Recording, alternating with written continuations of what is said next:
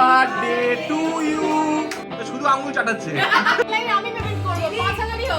নমস্কার সবাইকে, আমি সুস্মিতা। আমাদের নতুন আরো একটি ভিডিওতে তোমাদেরকে অনেক অনেক স্বাগত জানাই। আশা করি তোমরা সবাই খুব ভালো আছো। ব্যাকগ্রাউন্ড দেখে বুঝতেই পারছো আমি আজকে এসেছি বাড়িতে। দুপুরবেলা দোকান কমপ্লিট করেই আমি বাড়িতে চলে এসেছিলাম। আর দুপুরবেলা খাওয়া দাওয়া করে একটু রেস্ট নিয়েছি, নিয়ে এখন আবার রেডি হয়ে গেছি, যাচ্ছি দোকানে।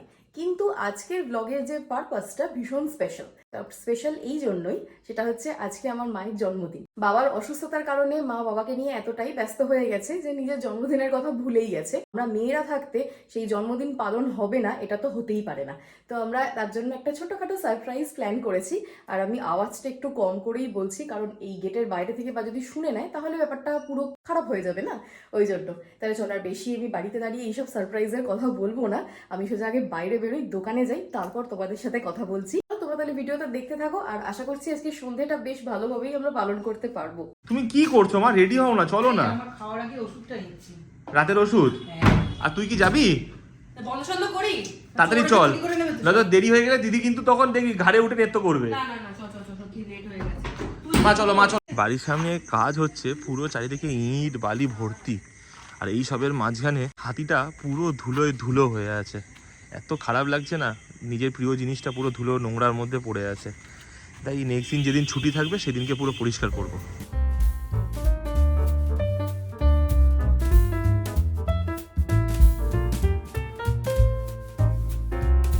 বাড়ি থেকে বেরিয়েছি অলমোস্ট, তখন কটা বাজে? 8:30। মানে ফোন করে বললাম খাবারটা বানাবার জন্য 1 ঘন্টা আগে অর্ডার দিয়েছিলাম।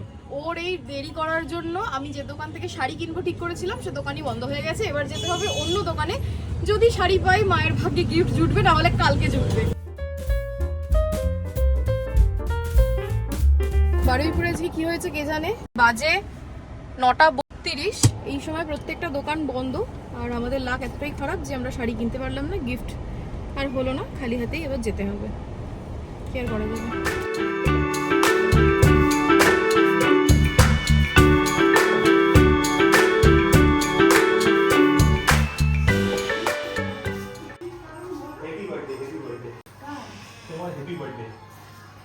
বলে কার? এই যে হ্যাপি বার্থডে দিদিই ভুলে গেছো? হ্যাপি বার্থডে ডেটই ভুলে গেছে। হ্যাঁ, তোমার জন্য গিফট কিনতে গিয়ে দোকান বন্ধ, কিনতে পারিনি। আমি আন্তরিকভাবে দুঃখিত। আমি তোমার গিফট কালকে আনবো। তুমি কাকিমাকে কত হাজার টাকা শাড়ি দিচ্ছ? 10 একটা শাড়ি যা 1500 2000 মাত্র? কি 1000 এই যে এই যে কত আছে? এই যে এই যে এই যে অন্তত at least 5000 থেকে। আর 5000 দিলে এক ভরি সোনা। হসপিটালে কত দিয়ে আসছো? আমি বলেছি, আমাকে বলছে কেন 5000 দেড় হয়ে যাবে। আমি শোনো, 5000 1 টাকা কমও নেবো না। একদম আমি বলছি শোনো, কালকে হসপিটালে কত দিয়ে এসছো?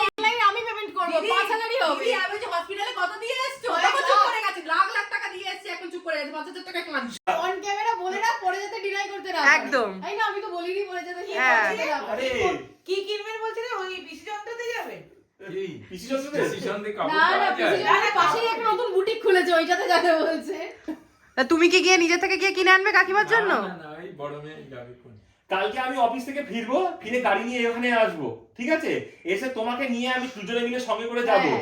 তুমি পছন্দ করে গাড়ি কিনবে, সেই গাড়ি থেকে রেখে দিয়ে আমার আসবো। কোনো পছন্দ আরে নেই। আমি তো দোকানে আসবো। আমাদের বার্থডে গার্লের পায়ে সমস্যা আছে, ওই জন্য। কাকিমা এরকম করে দেখছে সেই মিঠুর মতো টেরে। Happy birthday to you, happy birthday to you, happy birthday dear শাশুড়ি মা, হ্যাপি বার্থডে টু ইউ।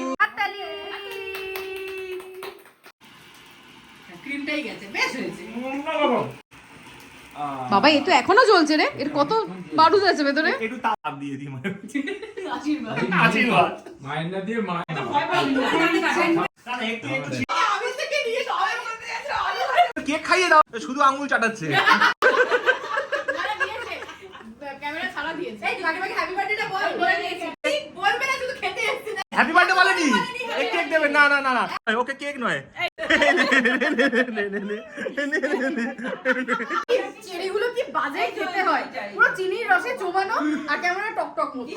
আমি বারবার করে বললাম আসার সময় কোল্ড ড্রিঙ্কসটা নিয়ে ঢোক, কারোর হুঁশ ছিল না।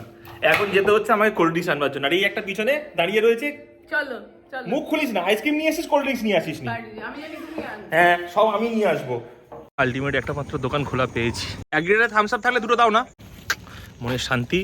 আরে কি অসভ্য রে, সবাইকে ফেলে খেতে বসে গেছি। এরকমই অসভ্য।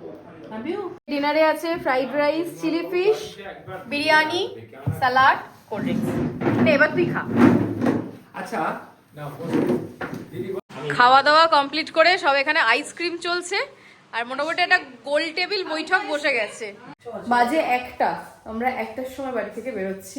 অর্ধেক পাড়া ঘুমিয়ে পড়েছে আর আমাদের এখন সময় হয়েছে বাড়ি থেকে বেরোনোর। এসো সবাই এসো।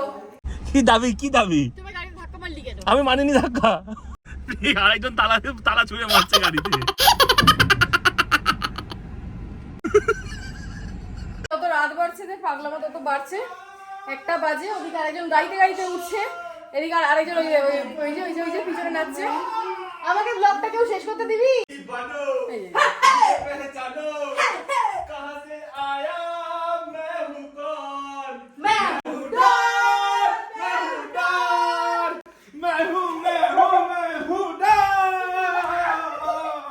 আজকের মতন ব্লগ আমরা এখানেই সমাপ্ত করলাম। কথা বলতেই দেয় না আমার মা আমাকে। বল। আমার মুড নষ্ট হয়ে গেছে। আজকের মতো ব্লগ এখানেই শেষ করলাম। যদি ভালো লেগে থাকে তাহলে প্লিজ একটা লাইক করে দিও, সবার সাথে শেয়ার করো আর অবশ্যই কমেন্ট করে জানিও আমাদের ব্লগ তোমাদের কেমন লাগছে। আজকের মতো টাটা, দেখা হবে আবার অন্য কোনো ভিডিওতে। Good night.